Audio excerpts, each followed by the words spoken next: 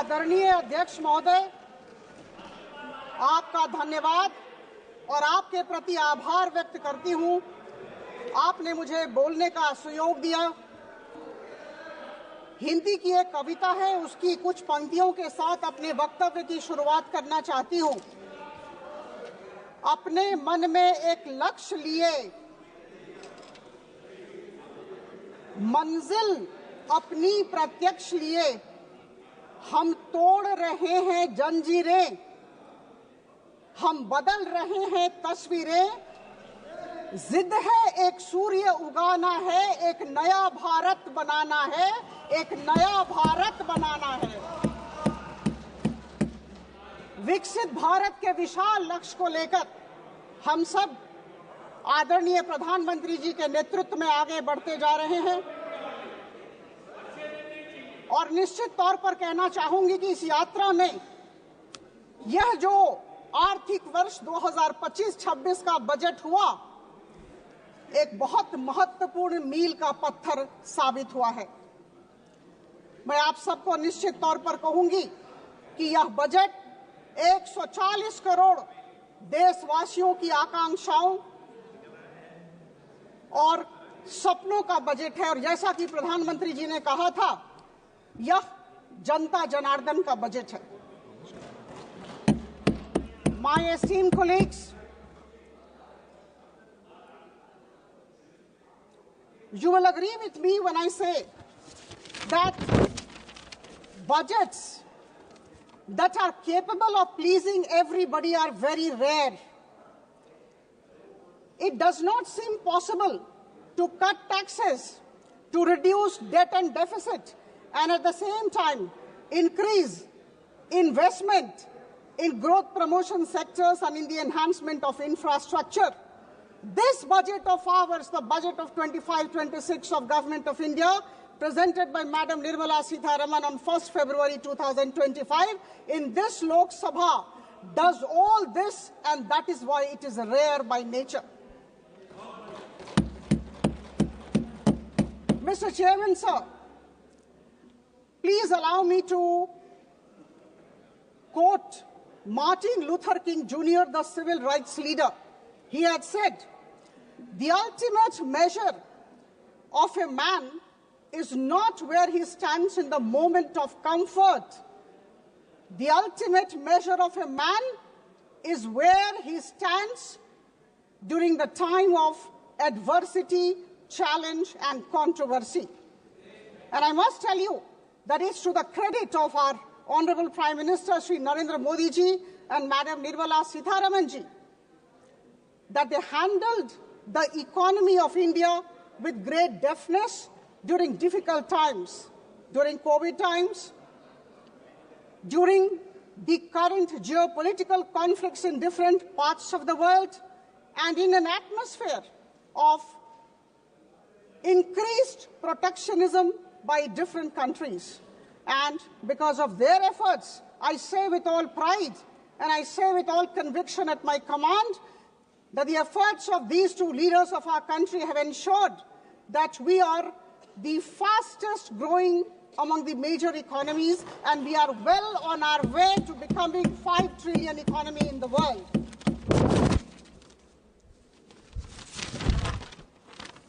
Madam Nirmala Sitharaman, in her budget on 1st February, said a few words I would request everyone to recall. She said, our government is committed to keeping an ear to the ground and finger on the pulse while balancing nation-building efforts. This budget is definitely a very pragmatic budget. It reflects the practical approach of the government, and that is why it is extraordinary and it is rare. My dear friends, I come from Odisha, and at the outset, again, I must thank both the leaders, Honorable Prime Minister Shri Narendra Modi ji and the Finance Minister, Madam Nirmala Sitharaman, for the huge outlay in railway infrastructure. With a double-engine government in Odisha, we have seen a lot of activities in the railway sector in terms of more number of trains, in terms of more number of routes, and in terms of renovation of more number of railway stations. Now, I also would like to mention here that there has been a boost in the Tribal Affairs Ministry's budget by around rupees 15,000 crore, about 45,000 more, and I'm sure this increase will translate into a lot of tribal welfare programs in states like Odisha. Sir, to my mind, this particular budget, with an estimated expenditure of around rupees 50,65,345 crore, will be focusing on 6 major sectors. Number 1, urban and rural growth. Number 2, investment. Number 3, exports. Number 4, middle class relief. Number 5, innovation and technology. And, of course, infrastructure. Middle class relief, बंधुगण, आप सबको बताना चाहूंगी कि यह जो budget है, यह आंकड़ों का और गणनाओं का बजट नहीं है, यह एक दृष्टिकोण है, यह एक विजन है।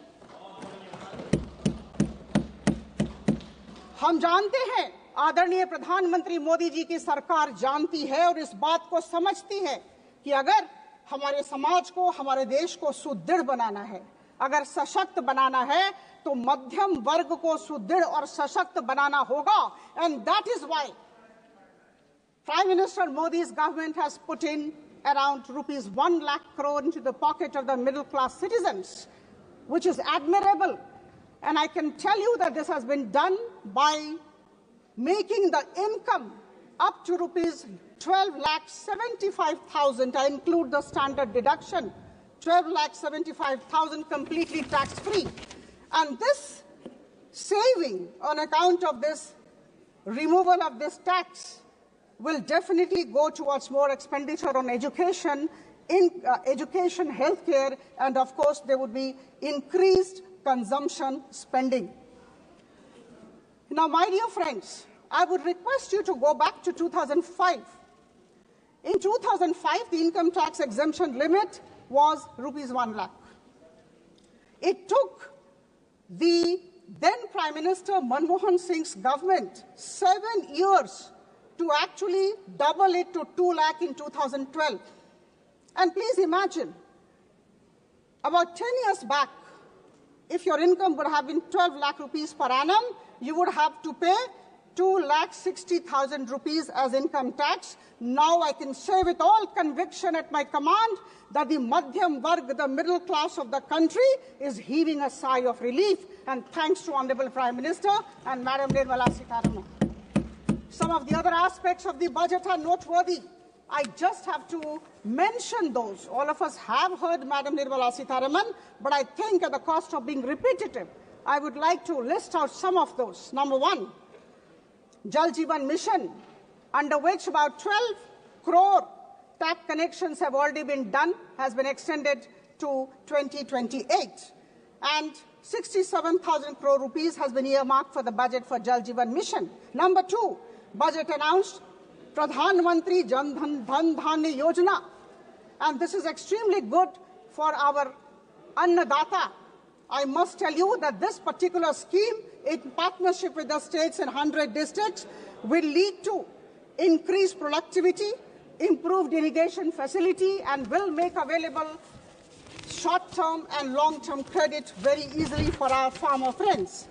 More focus on fruits and vegetables and pulses are the other highlights of the agriculture budget, which we must accept. Government will set up an urban challenge fund for rupees 1 lakh crore, and that would be going a long way in the implementation of proposals for city growth hubs. Gig workers. Who had thought of gig workers in the country? Our Prime Minister did, and I'm extremely proud of the fact that he did. He talked of the gig workers of online platforms. They would be actually being covered under Pradhan Mantri Jan Arogya Yojana, and they would also be given identity cards. A Center of Excellence for Artificial Intelligence would be set up. Rupees 500 crore have been earmarked for artificial intelligence, and all of us will wait and watch. A lot of things will be done in this sector. My dear friends, the budget has also announced the creation of National Manufacturing Mission and National Exports Mission. Now, to my mind, these two initiatives of the current Prime Minister Modi's government are extremely important because they would be leading to manufacturing competitiveness. This is the key to the growth of GDP in the country, and there would be global competitiveness for our products, which is good for all of us. I'm delighted to inform all of you that in this past 10 years, Honorable Prime Minister has been focusing on increase in exports of goods from the country, and we have almost touched $800 billion per annum worth of exports. And the time is not far, Mr. Chairman, sir, when we would be touching $1 trillion worth of exports in the country. Carefully planned focus on a couple of sectors, leather and toy sectors, agriculture and marine sectors, textile and handicraft sectors, and MSME will lead to more jobs, more exports, and industrial growth. Sir, we all know that the total budget of India at this moment, rupees 50,65,345 crore, in terms of percentage of the GDP, is less than 20%, I admit. But I say with all conviction at my command that a budget of a country is not just some figures on a page. The budget of a country reflects the intention of the government and the kind of direction which the government wants the country to take. So this budget is definitely an expression of the great intention of Prime Minister Modi's idea of having a Viksit Bharat.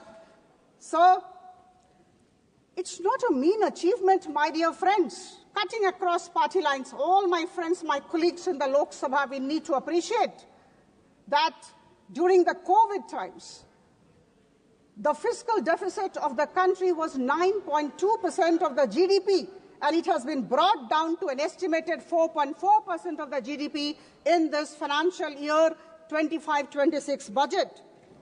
So a growth of 7% and above is not a mean achievement. I talked of all the problems that are going on in this world, geopolitical conflicts that I talked of. I talked of the protectionism approach of many of the countries in which we have to perform. I talked of the COVID issues. A growth of 7% and above, I must say, has led to two things which we must appreciate and acknowledge whether we like or not. One, we have become the fastest growing economy among the major economies. And number two, of course, this is an example of fiscal prudence. We have been able to handle our financial aspect extremely well. So, with these words, I lend my full support to the budget which was presented by Madam Nirmala Sitharaman on 1st February 2025. Thank you very much. Jai Jagannath.